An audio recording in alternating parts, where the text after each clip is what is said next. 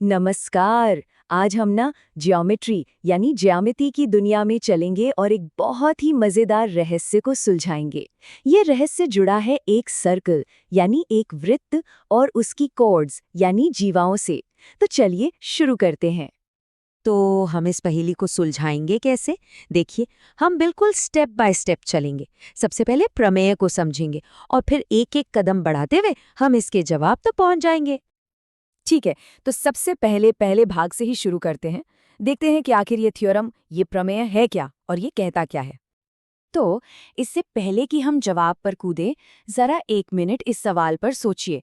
क्या होता है जब एक सर्कल के सेंटर से उसकी किसी कॉर्ड पर एक परपेंडिकुलर लाइन खींचते हैं, मतलब एक सीधी लाइन जो 90 डिग्री का एंगल बनाए।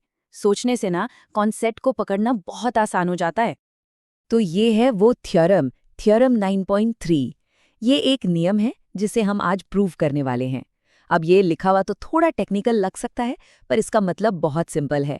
ये बस इतना कहता है कि अगर आप किसी सर्कल के सेंटर से उसकी कॉर्ड पर एक परपेंडिकुलर यानी एक लंब डालते हैं, तो वो लंब उस कॉर्ड को 2 बराबर हिस्सों में बांट देगा। बस। अच्छा, अब जरा इस डायग्राम को ध्यान से देखिए। यही हमारी पहेली है। इसमें वो सारी जानकारी है जिसकी हमें जरूरत पड़ेगी। देखिए, एक सर्कल है जिसका सेंटर है O, ए भी उसके कॉर्ड यानी जीवा है, और OM वो लाइन है जो सेंटर O से कॉर्ड AB पर परपेंडिकुलर है। अब देखिए, किसी भी प्रूफ का सबसे पहला कदम होता है ये जानना कि हमें दिया क्या गया है, मतलब हमारे पास कौन कौन से फैक्ट्स पहले से मौजूद हैं। तो चलिए अपने शुरुआती तथ्यों को पहचानते हैं। तो हमें 3 बातें साफ साफ पता हैं। पहली, हमारे पास एक सर्कल है जिसका सेंटर O है। दूसरी, ए भी उस सर्कल की एक कॉर्ड है। और तीसरी, जो कि सबसे जरूरी बात है, वो ये कि लाइन OM कॉर्ड AB पर परपेंडिकुलर है। इसका मतलब OM और AB के बीच 90 डिग्री का एंगल बन रहा है।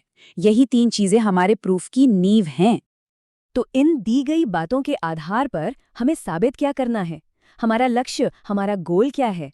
हमें बस ये प्रूव करना है कि AM और MB बराबर है। मतलब वो जो लाइन OM है, वो कॉर्ड AB को 2 बिल्कुल बराबर टुकड़ों में काटती है। अब आता है सबसे मजेदार हिस्सा। इसे प्रूव करने के लिए हमें एक छोटा सा काम करना होगा, जिसे हम कंस्ट्रक्शन कहते हैं। चलिए देखते हैं कि ये एक छोटा सा स्टेप कैसे इस पूरी पहेली को सॉल्व कर देता है। तो कंस्ट्रक्शन में हम क्या करेंगे? बहुत ही सिंपल है। पहला स्टेप, सेंटर O को कॉर्ड के एक सिरे A से जोड़ दीजिए। दूसरा स्टेप, सेंटर O को कॉर्ड के दूसरे सिरे B से जोड़ दीजिए। और बस, जैसे ही हमने ये किया, देखिए क्या हुआ। हमें 2 ट्रायंगल्स मिल गए, ट्रायंगल OMA और ट्रायंगल OMB। है ना कमाल? हमने एक कॉर्ड की प्रॉब्लम को ट्रायंगल्स की प्रॉब्लम में बदल दिया। तो अब जब हमारे पास 2 ट्राइंगल्स हैं, ट्राइंगल OMA और ट्राइंगल OMB, तो हमारा अगला काम क्या होगा? हम इन दोनों की तुलना करेंगे। हम ये पता लगाने की कोशिश करेंगे कि क्या ये दोनों ट्राइंगल्स कॉन्ग्रुएंट हैं, मतलब क्या ये एक दूसरे की एकदम कार्बन कॉपी है। तो हमारा पूरा फोकस अब इन 2 राइट एंगल ट्रायंगल्स पर है। अब देख सकते हैं डेल्टा OMA और डेल्टा OMB। इन दोनों की प्रॉपर्टीज को जरा गौर से देखिए। साफ दिख रहा है कि ये दोनों ही राइट एंगल ट्रायंगल्स हैं। अच्छा, अब हम इन दोनों ट्रायंगल्स को कंपेयर कैसे करेंगे? हम इस्तेमाल करेंगे RHS कॉन्ग्रुएंस रूल का। चलिए इसे तोड़कर समझते हैं। R का मतलब है राइट एंगल यानी समकोण। एंगल OMA और एंगल OMB दोनों ही 90 डिग्री के हैं, ये तो हमें दिया ही गया है। H का मतलब है हाइपोटेन्यूज यानी कर्ण। पहले ट्रायंगल में ये OA है और दूसरे में OB, और क्योंकि ये दोनों एक ही सर्कल की रेडियस है तो ये बराबर होंगे। और आखिर में S यानी साइड। OM साइड दोनों ही ट्रायंगल्स का हिस्सा है, तो ये कॉमन हुई। तो देखिए, RHS की तीनों शर्तें पूरी हो गईं।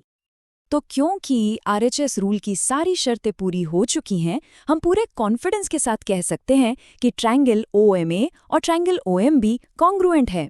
इसका मतलब ये हुआ कि ये दोनों ट्रायंगल्स हर तरह से, हर एंगल से, हर साइड से एक दूसरे के बराबर हैं, एकदम जुड़वा भाइयों की तरह।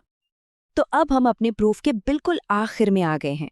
हमने ये तो साबित कर दिया कि दोनों ट्रायंगल्स एक जैसे हैं, पर इसका हमारी असली प्रॉब्लम से क्या लेना देना? याद कीजिए हमें क्या साबित करना था। देखिए, ज्योमेट्री का एक बहुत ही पावरफुल रूल है जब दो ट्रायंगल्स कॉन्ग्रुएंट होते हैं तो उनके जो करस्पॉन्डिंग पार्ट्स होते हैं वो भी बराबर होते हैं। मतलब संगत भुजाएं और संगत कोण भी बराबर होंगे। इसे हम शॉर्ट में कहते हैं CPCT, corresponding parts of congruent triangles. तो अब CPCT के नियम से क्योंकि हमारे दोनों ट्रायंगल्स कॉन्ग्रुएंट हैं तो उनकी कॉरेस्पॉन्डिंग साइड्स यानी AM और MB भी बराबर होंगी। और ये लीजिए, यही तो हमें प्रूव करना था, है ना? कितना आसान। तो चलिए एक बार फिर से इस पूरी बात का निचोड़ समझते हैं। हमने ये साबित कर दिया है कि किसी भी सर्कल में, चाहे वो छोटा हो या बड़ा, अगर उसके सेंटर से किसी भी कॉर्ड पर एक परपेंडिकुलर लाइन खींची जाए तो वो लाइन हमेशा उस कॉर्ड को दो बराबर हिस्सों में बांटेगी। ये एक यूनिवर्सल रूल है जो हर सर्कल और हर कॉर्ड के लिए सच है। और अब जाते जाते आपके लिए एक सवाल छोड़ जाता हूँ, जरा इस पर सोचिएगा।